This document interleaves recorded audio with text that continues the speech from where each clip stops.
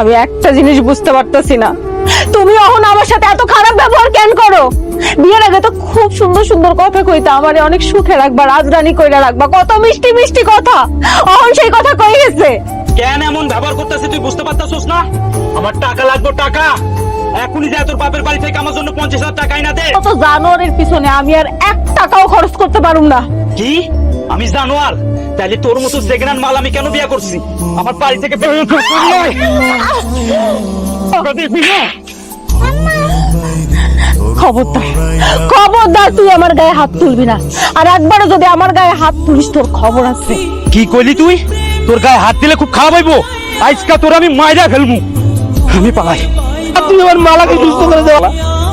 আমি চাইনি মালা, আমি তোমার এই পরিণতি চাইনি। তুমি তুমি কেন আমাকে ছেড়ে চলে গেলে?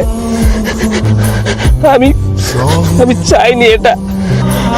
আমি স্বামী হয়ে আমার স্ত্রীর যত ভুল আমি ক্ষমা করে দিয়েছি খোদা, তুমি আমার মালাকে মাফ করে দিও। আর যদি আমার মালা কোনো ভুল করে থাকে তার জন্য দায়ী আমি, কারণ আমি যখন মালার কাছে ছিলাম আমার মালা কোনো অপরাধ করে নেই খোদা। আমি অভাবের তাড়নায় প্রবাসে গিয়েছিলাম খোদা, এর ফলে আমার মালা অপরাধ করছে খোদা।